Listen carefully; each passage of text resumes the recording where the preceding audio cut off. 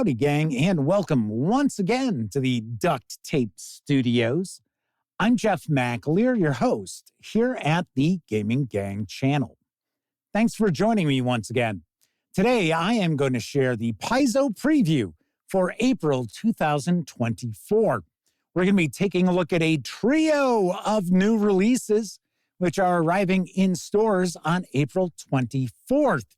And let's jump right on in because first off, we're going to take a peek at the Pathfinder Flip-Mat Showtime Multi-Pack. This includes 2 double-sided flip mats and will carry an MSRP of $29.99.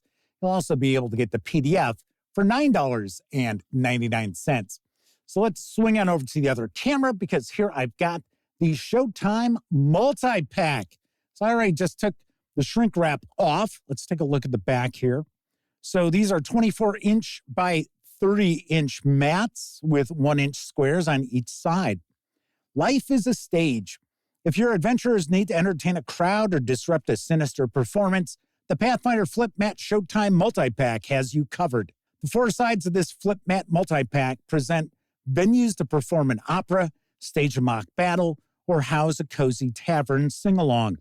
2 sides combine to depict a grand theater, while the others show a large amphitheater and a wintry inn, perfect for a rousing bardic ballad. Put on a show for your players with these exciting performance scenes.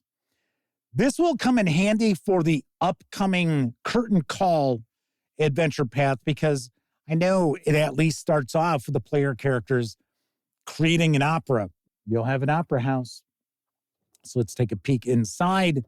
I say this all the time when we take a look at the flip mats.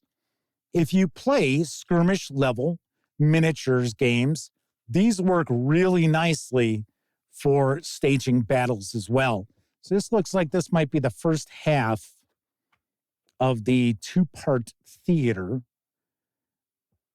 And these are 3-panel by 3-panel. Looks like this is the entrance here. All right, and we've got the inn. So it looks like we've got a stable, some trees and bushes, guest rooms. Here's the main room for the inn. And then we will have the amphitheater. Yep, right there. Here's the amphitheater. And then on the other side, we'll have the other half of that large theater. So it looks as if we've got a seating area for nobility. And then here's the other half of the theater. So we have some storage rooms, more seating. Cool, very nice. Once again, this multi-pack is going to arrive on April 24th, carries an MSRP of $29.99, or you can grab just the PDF for $9.99. Next up, we're going to dive on into the new Adventure Path number 201, Pactbreaker, which is the first part of the 3-part Wardens of Wildwood Adventure Path. And this is written by Andrew White. So let's dive on in. A Treaty in Peril. The annual Greenwood Gala, a convention for primal power brokers and a festival associated with the Green Faith, is ruined when saboteurs assassinate several of the region's eminent leaders. To keep tensions from erupting into more bloodshed, the PCs must maintain order long enough for the Wildwood Lodge to choose a new leader. The Wardens of Wildwood Adventure Path begins with Pactbreaker, a complete adventure for 5th to 7th level characters. All right, let's jump on in. So we have got a few additional writers as well as a lot of different artists. Make sure we give them some credit. I'm not going to read all of their names because, to be honest, I'd probably mispronounce at least half of them. But I do want to share some credit for them. It's important to keep in mind that my friends over at Paizo Inc. were kind enough to provide me with these review copies. But neither I nor anyone else affiliated with the gaming gang has received any other sort of compensation for me to share this coverage with you. These days, it's very important you know that. We're also not going to take a look at every page of this adventure and the next release we're going to take a peek at, but I do want to give you a very good feel for what you're going to find in both. Lastly, this is an adventure. So if you are a player and your game master is going to be picking up Wardens of Wildwood, definitely recommend jump ahead. We do have timestamps on the video. You don't want surprises ruined simply because you were watching this. And even though I know nothing about this adventure path outside of what I just read on the back of this book, there's going to be spoilers just as we flip through. So save yourself the hassle. All right, so here's our campaign overview. From my understanding, this is going to be a wilderness-based adventure path. Sounds pretty cool. Let's see what we've got here. 3 chapters. Then it looks like we have a section on arboreal ecology, the Verduran forest, and our adventure toolbox. So we've got seeds of discontent, wildfires, and fallen leaves. Taking a peek at our first chapter, for nearly 900 years, Druids of the Wildwood Lodge have hosted the Moot of Ages, a summit held every summer solstice on the Isle of Erinway. There, green faith practitioners from across Golarion gather to share their knowledge with the greater Druidic community and choose a leader to represent the lodge for the coming year. Few other than these druids and primal sages are allowed on the island, yet the surrounding riverbanks have no such restriction. Just across the river, an unaffiliated festival called the Greenwood Gala springs up at the same time, attracting guests from across the forest and beyond. Druids, fae, woodland folk, and even dignitaries representing foreign interests. Aha! So I believe this is where the assassinations take place.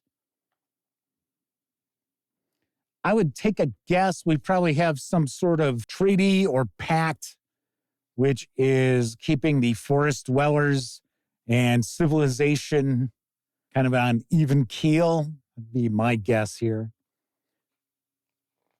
Looks like we might have a bit of a mystery here.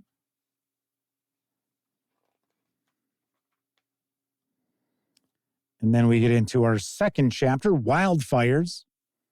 In the gala's aftermath, the PCs have 3 days to recuperate and pursue exploration and downtime activities. You can provide additional downtime for retraining, crafting, and other activities, but be aware that this chapter is designed to span roughly 1 lunar cycle, and you might need to adjust the timeline slightly to ensure events like Only You occur at a reasonable point in the adventure. The following subsections summarize several leads and opportunities for likely activities the player characters might pursue.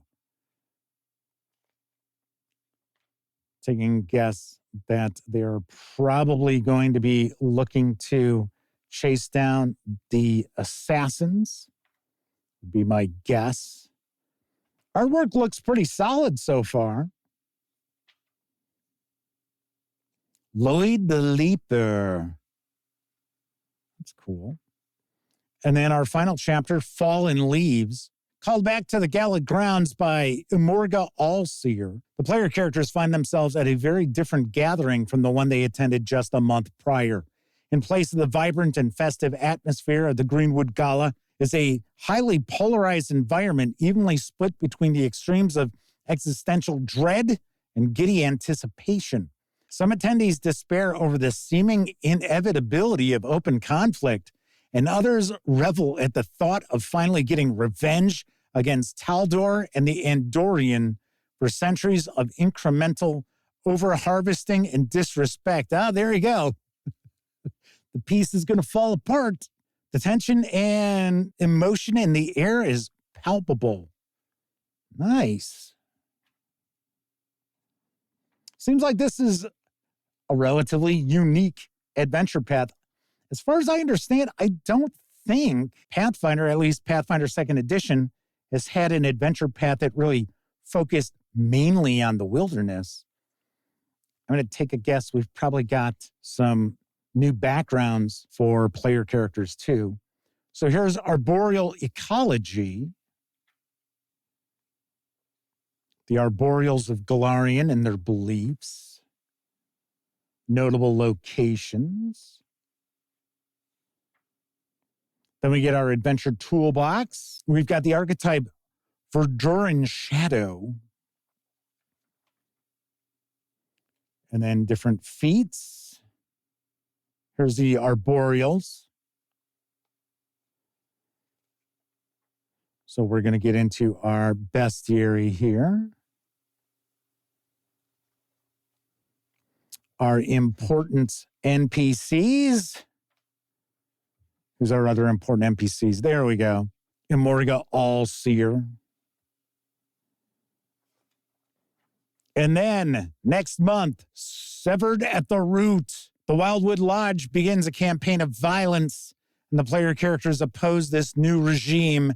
As they recruit new friends to their cause, the PCs must explore the strange primal magic the Wildwood Lodge has uncovered. Nice. Very cool. Looking forward to checking this out. I will mention I was the reviewer for the previous 4-part Adventure Path Season of Ghosts. So Sammy Uhas will be sharing written reviews of this 3-part Adventure Path because we sort of take turns and go back and forth. All right. Lastly, we are going to be taking a peek at Pathfinder Lost Omens Tian Xia World Guide. And I know a lot of people are very, very excited about this 304-page hardcover. It's going to carry an MSRP of $79.99.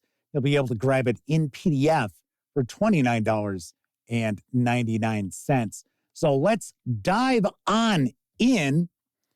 So this is a Lost Omens release. So normally what we find with Lost Omens releases is a lot of world-building information, a lot of regional information. We get gazetteers about different areas and the different cultures and things like that. Normally we'll have a bit of a bestiary, but the Lost Omen books don't tend to have a ton of player-facing info as far as character options or feats or spells or magic items and things like that. I don't know if that's going to be the case here, but that's what I've seen with previous Lost Omens releases. Bigger than you realize, dragons once served as the stewards of this land, commanded by heavenly decree. Can you live up to their lofty expectations, or will you flounder and fail like countless kingdoms before you? Prophecy is dead and history hangs on a feather. Even the slightest breath might change the course of peoples and nations. Strike out and seize your destiny in an uncertain future. This massive gazetteer features a look at the history, cultures, and peoples of Tian Xia, with summaries of over 20 distinct nations and kingdoms on, above, and under the continent. It's accompanied by a giant poster map displaying this region of the Pathfinder setting in beautiful detail. All right, let's take a peek. I know a lot of people are really excited about this book. I should point out that the just completed Adventure Path Season of Ghosts will work really, really nicely with this world guide. And I really enjoyed that Asian-themed 4-part Adventure Path. It was very, very cool. All right, so we've got a lot of credits here. We've got a lot of authors, a lot of artists. I'm not going to read all of their names. Mainly, like I said previously, I'd probably butcher at least half of them. But there's so many of them, we'd probably be here like 10 minutes. So we have got an introduction, history, the Imperial Dragons, factions, religion, nations, and regions. That's going to be the section that has the most page space devoted to it. There's our bestiary. Then we got a glossary and index. As I mentioned, this is 304 pages. So I'm going to actually kind of skip quite a few pages here. So we've got our history. It looks like we've got a timeline. The Age of Ashes, Age of Ascendancy. talking about the different dragons, Age of Succession. And then we've got the different dragons.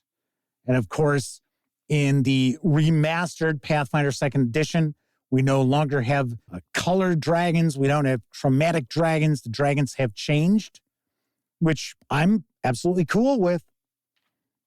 So here we've got our factions: the Ante, the Golden League, Lantern Lodge, the Cut, Shattered Lotus, the Way of the Kirin, Veils.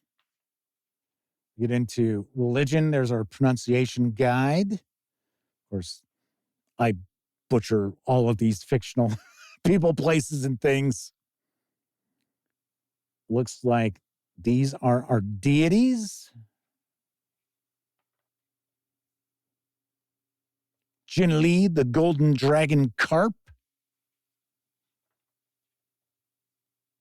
Lady Nanbyo, the Widow of Suffering. One of the aspects of Season of Ghosts that I really enjoyed was the various different Asian mythological creatures and legendary creatures, because I was completely unfamiliar with, I'd say, 99% of them, and they were really interesting. So this looks like this will be very cool. We've got some minor gods here. Test of Virtue. So we've got some new rituals. That's nice. And then are we going to start getting into our gazetteer? Yes. So these are going to be our different regions. So we're going to get an overview of the region, geography. What we normally will see with these world guides is each of the regions will get an example of some of their dress. So right here. And looks like our artwork is really nice. A day in the region, a year in the region. So it gives you kind of an example what day-to-day life is and what would take place over any given year. Discussion of culture, government, important locations or interesting locations. What are the relations with other regions, other factions? And that's what you're going to find for each of these entries. So we also have what is the nation, the peoples who occupy that land, the languages they speak, the religions that would be practiced there, and then resources that that region is known for. Nice. And artwork looks really solid throughout here. The Dark Lands, monsters and mystery. So it looks like this is an underworld region here.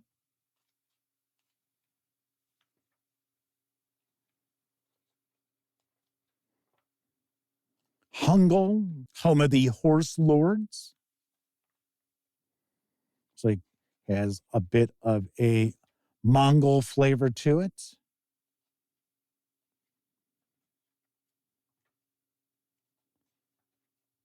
Really nice. I think this book was delayed a little bit because I think this book was supposed to hit during the run of Season of Ghosts. Although, off the top of my head, I can't tell you if Season of Ghosts actually takes place in a specific region in this book. But this would have worked really nicely with that. What I tend to recommend to game masters who are running Pathfinder is that if you're picking up chapters of the adventure paths, stick to being 2 or 3 months behind. I don't mean wait 2 or 3 months to pick up the chapters of adventure paths.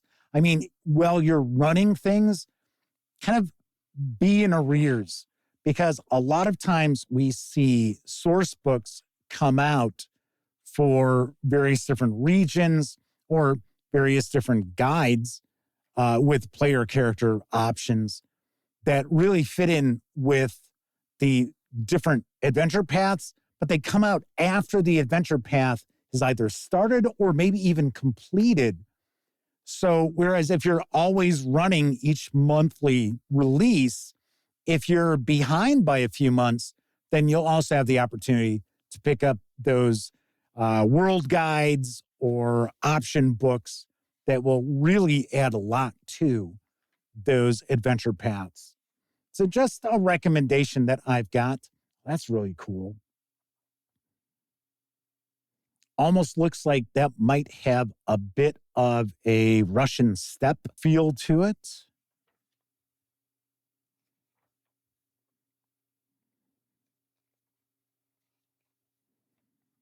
I would say many Asian cultures have influenced this world guide, and I really like seeing that. That's very, very cool.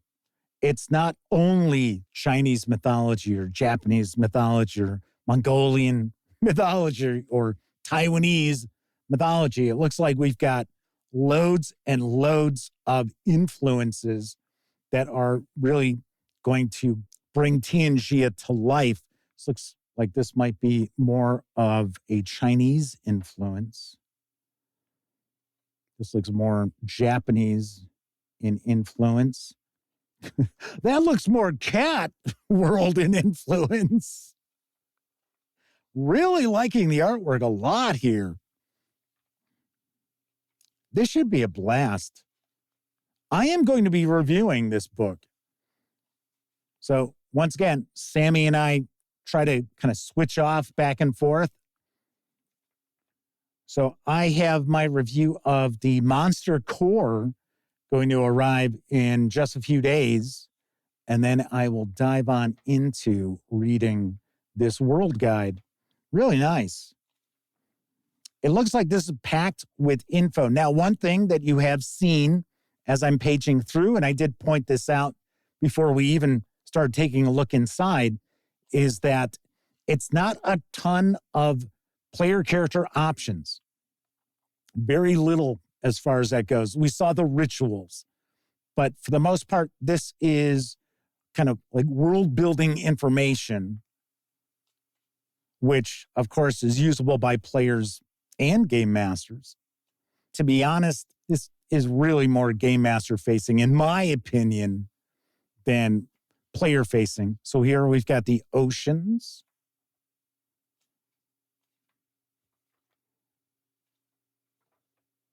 There we go. Now we get into our bestiary.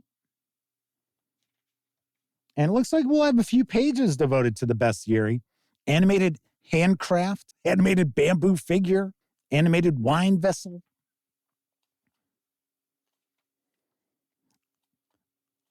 I would doubt that we'll see any duplicates from Season of Ghosts.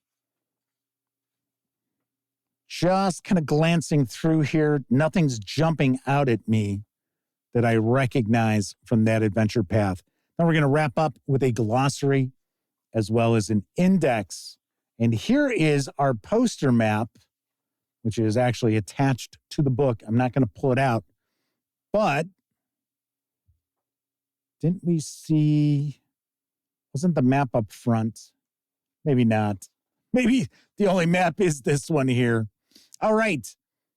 That is the Pathfinder Lost Omens Tian Xia World Guide. Once again, this 304-page hardcover hits stores on April 24th. It'll carry an MSRP of $79.99, or you'll be able to grab the PDF for $29.99. Very nice. Very nice. I am excited. I'm really looking forward to diving on into the Tian Xia World Guide. Looks very, very interesting. All right, that is it for this time out. Once again, all three of these Paizo releases are hitting stores on April 24th.